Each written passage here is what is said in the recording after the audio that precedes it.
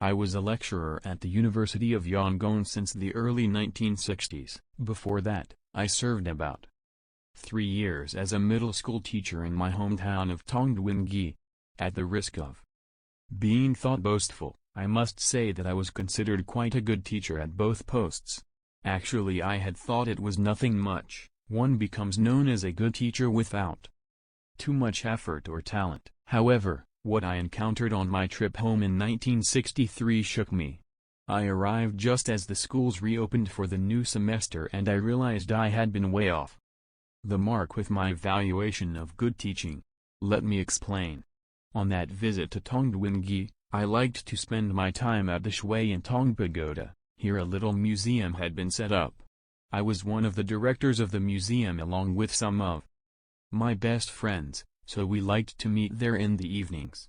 On my way to the museum, I would drop in at the primary school next to the pagoda to inform my friend Yunyan who teaches there, that I'd be waiting for him. He was also an art teacher, but he also taught reading and writing to the newest children in school, the kindergarten. One day I stood at the door of his class to tell him to come along to the museum after awards. He was drawing something on the blackboard. I watched to see what it would be. His class of 5-year-olds waited silently. After a few deft strokes they recognized a popular cartoon character, as I did. It's Master Tortoise. Yunyan added a walking stick. He's holding a walking stick. He's smoking a pipe. One day, Master Tortoise was out walking, and who do you think he met? He turned back to the board and started another drawing at the other end. Master Rabbit. Well, Master Rabbit said to Master Tortoise. He seemed to be making up the tale as he went. I did not remember any of it as I just waved at him and left. You can listen, too, he called with a laugh. I told him I'd see him that evening. For 2 or 3 days I would just see him making drawings and telling stories, so I asked him why he was not teaching anything. I can teach reading and writing anytime. Yes, it's true, I mean it, but right now it's important that children enjoy school. They must love coming to school, not fear it. It's the most important step. I reflected that it might well be true, and the next day decided to spend more time watching him at work. There was one young boy in the front row crying his eyes out. He cried steadily and without any sign of stopping. He would often glance out of the window, and I saw an elderly lady, probably his grandmother, sitting under a nearby tamarind tree. After a while Yunyan called out to the lady. Please go home. Don't worry about him. As long as you're there I won't be able to stop him crying. At this the boy's sobs turned to shrieks. The grandmother looked reluctant to move. This is awful. It's much worse handling these old dames than the kids. At least, please go around the corner where he can't see you.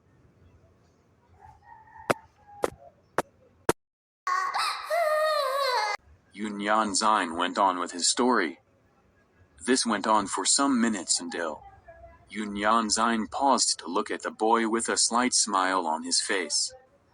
Now, class, it seems this little boy could not use up all his crying, that's why he can't stop. Why don't you all cry so that it will be used up quickly? The other kids immediately went into a loud pantomime of crying. They sobbed earnestly, rubbing their eyes, howling in glee. The boy stopped crying in amazement, looking around in confusion. Then the other kids stopped. I could not help chuckling at the sight of it. The boy started again, and again the others joined him, crying together to use it all up.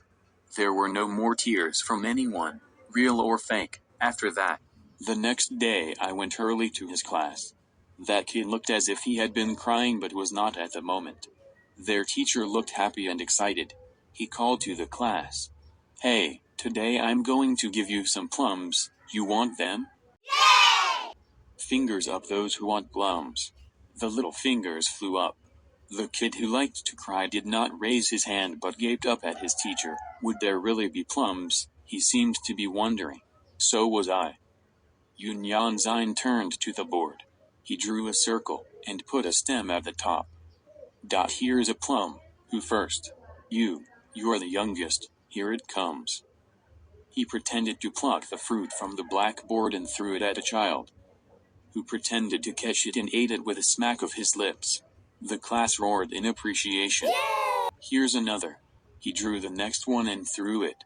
Here's one that is not sweet, he said. It's not very round, it's sort of longish.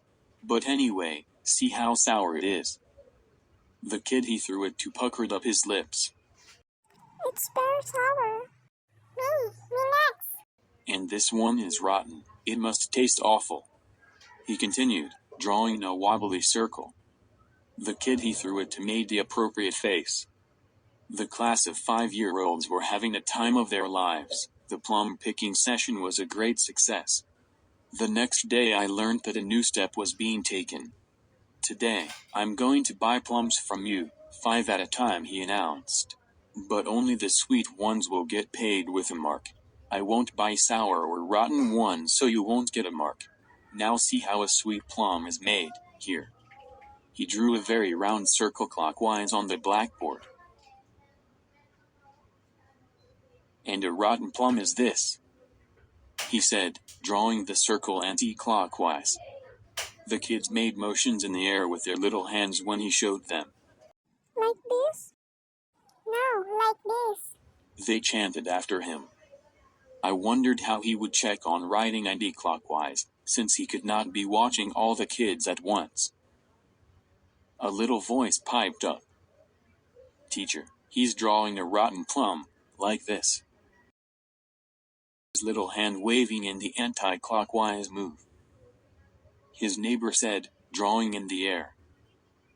No, I write it like this. Making clockwise motions with his hands. Aha, I thought, the kids check each other. So that was all the plum picking was all about. The Myanmar alphabet is based on the circle, and the letters are in that sense deviations of the sweet plum, a very round little circle. The kids set to with a will, drawing plums on their slates.